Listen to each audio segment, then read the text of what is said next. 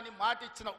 నేను ఇవాళ అడుగుతున్న వేదిక మీద నుంచి 10 సంవత్సరాలు ముఖ్యమంత్రిగా ఉన్న చంద్రశేఖరరావు గారు 2009లో మేము హక్కున చేర్చుకొని మా కడుపులో పెట్టుకొని చూసుకుంటే, మేము భుజాల మీద పెట్టి మోసుకుంటే, పాలమూరులో ఊరు లేకపోయినా, పార్లమెంటులో నీకు నోరు రాకపోయినా, మేము ఎంపీగా గెలిపిస్తే, మేము భిక్ష పెడితే నువ్వు ఆనాడు ఎంపీ అయినవు. ఆ సంగతి మర్చిపోకు. మరి 10 సంవత్సరాలు ముఖ్యమంత్రిగా ఉన్న నువ్వు మా ప్రాజెక్టులను ఎందుకు పూర్తి చేయలేదని నేను అడుగుతున్నా.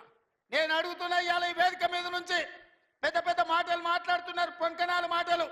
ఇవాళ నేను అడుగుతున్నా చంద్రశేఖరరావు గారిని, 10 సంవత్సరాలు ఈ తెలంగాణ రాష్ట్రానికి 2 సార్లు నువ్వే ముఖ్యమంత్రి కదా, నీదే ప్రభుత్వం కదా, మా జూరాల ప్రాజెక్టు పూర్తి ఎందుకు కాలే, మా కల్వకుర్తి ఎత్తిపోతల కంప్లీట్ ఎందుకు కాలేదు, మా నెట్టంపాడు, మా కోయిల్ సాగరు, మా సంగం బండలో ఒక బండ అడ్డం పడితే 10-15 కోట్ల రూపాయలు ఇవ్వక బండ పగలగొట్టక 10,000 ఎకరాలు పల్లెల్లో ఎడారిగా మారితే నీకు మనసు రాలే, సంగం బండలో బండ వలగొట్టలే.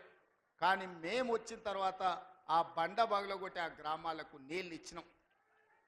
ఇవాళ కోయిల్ సాగర్, ఇవాళ మీ ఆర్టీఎస్, ఇవాళ ఈ ప్రాంతంలో ఉండే ఏ ప్రాజెక్ట్ అయినా ఎందుకు 10 ఏళ్లలో పూర్తి చేయలే?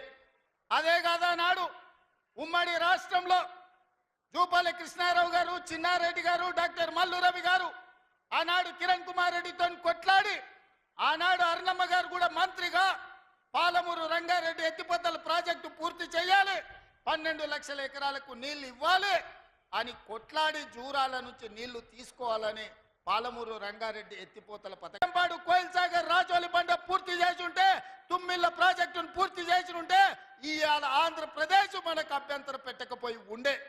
10 ఏళ్లలో నువ్వు ప్రాజెక్టులు పూర్తి చేయలేదు, పాలమూరును పడావు పెట్టినావు కాబట్టి ఇవాళ మా ప్రాంతం ఎడారిగా మారింది. ఆనాడు 2014లో నేను కొట్లాడి తెచ్చిన మక్తల్ నారాయణపేట కొడంగల్ ప్రాజెక్టు ఒకనాడు ఉమ్మడి రాష్ట్రంలో రాజశేఖర రెడ్డి గారు ముఖ్యమంత్రి ఉన్నప్పుడు దివంగత నాయకుడు చిట్టెం నర్సిరెడ్డి గారు మొట్టమొదట ప్రస్తావించండు మక్తల్ నారాయణపేట కొడంగల్ ప్రాజెక్టు గురించి. ఆ తర్వాత వారు చనిపోయినాక దాని గురించి మాట్లాడిన వాళ్ళే లేరు. మళ్ళీ 2009లో కొడంగల్ ఎమ్మెల్యేగా నేను బాధ్యత తీసుకున్న తర్వాత ఆ కాగితాలు వెలికి తీసి నేను కొట్లాడి 2014లో ఈరోజు నా మక్తల్ నారాయణపేట కొడంగల్ ప్రాజెక్టు తీసుకొచ్చిన. ఆనాడు 1500 కోట్ల రూపాయలతో అంచనా అయ్యింది. 1500 కోట్ల రూపాయలతోని 1,07,000 ఎకరాలకు ప్రాజెక్టు కట్టడానికి అనుమతులు తెచ్చిన. 10 ఏళ్ళు నా మీద కక్షతోని, పాలమూరు మీద పగతోటి చంద్రశేఖరరావు ఈ ప్రాజెక్టును పక్కన పెడితే, ఈరోజు నేను వచ్చిన తర్వాత తిరిగి వాటిని దుమ్ము దులిపి పనులు మొదలుపెట్టిన. ఇవాళ 4,500 కోట్ల రూపాయలతోని మక్తల్ నారాయణపేట కొడంగల్ ప్రాజెక్టును పూర్తి చేయాలి 2 ఏళ్లలో అని ఈరోజు టెండర్లు పిలిచి పనులు ప్రారంభిస్తే, ఇవాళ పగబట్టి ఆయన టీవీలలో పేపర్లలో అడ్డుకుంటున్నారని అంటున్నాడు. నేను అడుగుతున్న చంద్రశేఖరరావు, నువ్వు 70 ఏళ్ళు మాకు అన్యాయం జరిగింది, మా ప్రాంతంలో నీళ్లు పోయినా, మా ప్రాంతం నుంచి తరలిపోతున్న కృష్ణానది జలాలు మాకు తాగడానికి, మా సాగునీరుకు అందు రాకపోయినా, ఈ దేశంలో ఎక్కడ ప్రాజెక్టులు కట్టినా, బాక్రానంగల్ కావచ్చు, శ్రీశైలం కావచ్చు, నాగార్జున సాగర్ కావచ్చు, ఎస్ఆర్ఎస్పి కావచ్చు, ఈ దేశంలో ఎక్కడ ప్రాజెక్టులు కట్టినా తట్ట పని, పార పని, మట్టి పని, చెమట తీసే ప్రతి పని మా పాలమూరు బిడ్డలు చేసి దేశానికి ప్రాజెక్టులను అందించారు. ఇవాళ ఈ దేశంలో పంట పండుతుందంటే మా పాలమూరు బిడ్డల స్వేదం ఉంది, మా రక్తం ఉంది, మా కష్టం ఉంది. అట్లాంటి మా జిల్లా ఎడారిగా మారి వేలాది మంది వలసలు పోతుంటే, తమ పసిపిల్లల్ని తల్లిదండ్రుల దగ్గర, ముసలోళ్ళ దగ్గర, గుడిసెల దగ్గర వదిలి జంటలుగా మేస్త్రీల ఎంబడి వలస పోతుంటే వలసలు ఆపాలని, ఇవాళ మా ప్రాజెక్టులు పూర్తి చేయాలని ప్రయత్నం చేస్తుంటే మా మీద పగబట్టినవు ఎందుకు చంద్రశేఖరరావు అని నేను అడుగుతున్నా. ఏం అన్యాయం చేసినాం నీకు చంద్రశేఖరరావు? మేము నిన్ను మా పార్లమెంట్ సభ్యుడిగా ఎన్నుకోవడం మేము చేసిన అన్యాయమా? నీ పార్టీకి పోయినసారి 13 సీట్లు ఇవ్వడం మేము చేసిన అన్యాయమా? ఏం అన్యాయం చేసినామని ఇవాళ మా జిల్లాల ప్రాజెక్టులను అంటుకుంటున్నాం. ఇదే ప్రగతి భవన్, ప్రజల స్వేదంతో నిర్మించిన ప్రగతి భవన్ అధికారిక కార్యాలయానికి వైఎస్ కొడుకు జగన్మోహన్ రెడ్డిని పిలిపించి పంచభక్ష ప్రమాణాలు పెట్టి 6 గంటలు చర్చించి రాయలసీమ ఎత్తిపోతల పథకం రచించింది నువ్వు కాదా? ఇది ద్రోహం కాదా?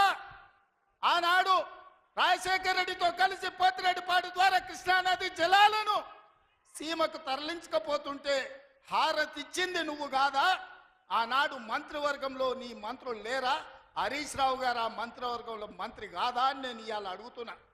అదే కాదు, జగన్మోహన్ రెడ్డి గారు ముఖ్యమంత్రి ఉన్నప్పుడు ఏ నీళ్ల కోసం తెలంగాణ రాష్ట్రం తెచ్చుకున్నామో, ఏ నీళ్ల కోసం శ్రీకాంతాచారి లాంటి యువకులు, నూనూగు మిసాల యువకులు ఆత్మ బలిదానాలు చేసుకున్నారు, ఆ బలిదానాలతో సాధించుకున్న తెలంగాణలో కృష్ణానది జలాలు రంగారెడ్డి, మహబూబ్ నగర్, అదేవిధంగా నల్గొండ, ఖమ్మం జిల్లాలకు ప్రాజెక్టులకు, భూములకు పారాల్సిన నీళ్లు రాయలసీమ జిల్లాలకు తరలించకపోతుంటే రాయలసీమ లిఫ్ట్ ఇరిగేషన్, అదేవిధంగా ముచ్చుమర్రి లిఫ్ట్ ఇరిగేషన్ నిర్మించుకుంటుంటే ఒక్క రోజైనా నువ్వు అడ్డుకున్నావా? వీరతిలకం దిద్ది జగన్మోహన్ రెడ్డికి పంచభక్ష ప్రమాణాలు పెట్టింది నువ్వు కాదా? ఇవాళ నువ్వు చేసిన పాపం ఇవాళకు మాకు శాపమైంది, ఇవాళ మాకు ఉరైంది. ఇవాళ తొందరలోనే రాయలసీమ లిఫ్ట్ ఇరిగేషన్ పూర్తి అయితే రోజుకు 10 టీఎంసీలు, రోజుకు 10 టీఎంసీలు అంటే ఒక్క నెల రోజులు మన కళ్ళు మూసుకుంటే 300 టీఎంసీలు శ్రీశైలం మొత్తం తరలించకపోవడానికి, మలుపుకపోవడానికి ఇవాళ పునాదులు వేస్తే ఆంధ్రప్రదేశ్ ప్రభుత్వం వీర తిలకం దిద్ది కాంట్రాక్టర్ దగ్గర కమిషన్ల కోసం కక్కుర్తిపడ్డది నువ్వు కాదా చంద్రశేఖరరావు? ఆనాడు సాగునీటి పారుదల శాఖ మంత్రి హరీష్ రావు కాదా అని నేను అడుగుతున్నా. 5 ఏళ్ళు హరీష్ రావు సాగునీటి పారుదల శాఖ మంత్రి, 5 ఏళ్ళు చంద్రశేఖరరావు గారు సాగునీటి పారుదల శాఖ మంత్రి. మరి నేను ఇవాళ అడుగుతున్నా, పాలమూరు అక్కనే ఉంది, కల్వకుర్తి అక్కనే ఉంది, భీమా ఎండిపోయింది, కోయిల్ సాగర్ ఆరిపోయింది, ఈ రోజు ఆర్డీఎస్ అట్లనే ఉండిపోయింది. మా ప్రాజెక్టులు ఎందుకు పూర్తి చేయలే? మా పాలమూరు కష్టాలు ఎందుకు తీరవలేదని నేను అడుగుతున్నా. ఈ నీళ్లు మాకు నాగరికతను ఎందుకు తేలే? ఈ నీళ్లు మాకు పసిడి పంటలు ఎందుకు తీయలే? ఈ నీళ్లు మాకెందుకు కన్నీళ్లు మిగిలిచ్చినాయని నేను అడుగుతున్నా. ఈ నీళ్లు మా భూములు ఎడారుగా మారడానికి, ఈ నీళ్లు మా ప్రజలు వేలాదిగా వలసలు పోవడానికే పనికొచ్చినాయి తప్ప మా జీవితాలలో వెలుగులు వచ్చినాయని నేను అడుగుతున్నా. ఈ పాపం నీది కాదా చంద్రశేఖరరావు? ఈ పాపం నీదే కదా? 10 ఏళ్ళు వచ్చిన తెలంగాణ రాష్ట్రంలో 2 లక్షల కోట్ల రూపాయలు సాగునీటి ప్రాజెక్టుల కోసం ఖర్చు పెట్టినావు కదా. 1,00,000 కోట్లు కాళేశ్వరం కట్టినావు, 1,00,000 కోట్లల్లా 1,000 కోట్లు మింగినావు. కట్టిన కాళేశ్వరం కుప్పగూలిపోయింది. ఇంతకంటే దిక్కుమాలిన ప్రాజెక్ట్ ఇంకెక్కడైనా ఉంటుందా అని నేను చంద్రశేఖరరావుని అడుగుతున్నా. ఇవాళ మా ప్రాజెక్టులు పడావు పెట్టి మా నిధులు నీళ్ళేమో రాయలసీమ తరలించకపోయింది, నిధులేమో నువ్వు తరలించకపోయినావు, పదవులేమో నీ ఇంట్లోకి వచ్చినాయి, పాపాలేమో మాకు వచ్చినాయి. ఇవాళ ఈ పాపాలు, ఈ కష్టాలు ఎంతకాలం మేము ఎదుర్కోవాలని నేను అడుగుతున్నా. అందుకే మిత్రులారా, ఇవాళ మన మీద పగబట్టిండు. 10 ఏళ్ళు ముఖ్యమంత్రి ఉన్నాయన, మన పరిపాలన బాగలేదంటుండు. నేను అడుగుతున్న ఇక్కడికి వచ్చిన సోదరుని, తెలంగాణ ప్రజల్ని, 10 ఏళ్ళు కేసీఆర్ ముఖ్యమంత్రి ఉన్నాడు, 12 ఏళ్ళు నరేంద్ర మోడీ ప్రధానమంత్రి ఉన్నాడు. ఇవాళ చర్చకు సిద్ధమా? కిషన్ రెడ్డి గారు మీ పార్టీ ప్రెసిడెంట్గా నువ్వురా, కేంద్ర మంత్రిగా నువ్వురా, చంద్రశేఖరరావు గారు ప్రతిపక్ష నాయకుడిగా నీ పార్టీ ప్రెసిడెంట్గా నువ్వురా, కాంగ్రెస్ పార్టీ నుంచి ముఖ్యమంత్రిగా నేను వస్తా.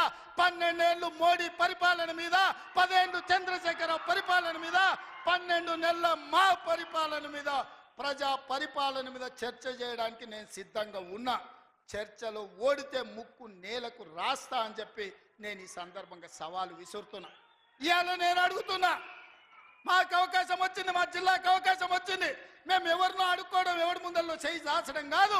ఇవాళ మా పాలమూరు జిల్లాకే ఒక అవకాశం వచ్చింది. మా ప్రాజెక్టులు మేము పూర్తి చేసుకోవద్దా? మా మక్తల్ నారాయణపేట కొడంగల్ ఎత్తిపోతల పథకాన్ని మేము కట్టుకోవద్దా? మా పాలమూరు రంగారెడ్డి పూర్తి చేసుకోవద్దా? మా కల్వకుర్తి పూర్తి చేసుకోవద్దా? మా భీమా పూర్తి చేసుకోవద్దా? మా నెట్టంపాడు పూర్తి చేసుకోవద్దా? మా కోయిల్ సాగర్ పూర్తి చేసుకోవద్దా? మా జూరాల పూర్తి చేసుకోవద్దా? మా తుమ్మిళ్ళ ప్రాజెక్టు పూర్తి చేసుకోవద్దా? మా ప్రాంతం అభివృద్ధి చెందొద్దా అని చంద్రశేఖరరావుని అడుగుతున్నా. ఏది తీసినా, ఏది పెట్టినా వద్దు అనే తప్ప నీ నోటి నుంచి ఒక్క మాట అయినా మంచి మాట వచ్చిందా అని నేను అడుగుతున్నా. ప్రాజెక్టులు కట్టొద్దంటివి, భూములు సేకరించొద్దంటివి, పరిశ్రమలు పెట్టొద్దంటివి. లగచర్లలో పరిశ్రమలు అంటే కలెక్టర్లను చంపడానికి చూస్తేవి. మాకు పరిశ్రమలు వద్దా? మా జిల్లాకు ప్రాజెక్టులు వద్దా? మా జిల్లాలో నీళ్లు పారొద్దా? మా పంటలు పండొద్దా? మా రైతులు బాగుపడొద్దా? మేము మంచి బట్టలు కట్టుకోవద్దా? మేము బుక్కెడు బువ్వ తినొద్దా? మేము సమాజంలో గౌరవంగా బతకొద్దా? చంద్రశేఖరరావు, నువ్వు సమాధానం చెప్పని నేను వేదిక మీద నుంచి అడుగుతున్నా. మాకు ఆత్మగౌరవం లేదా?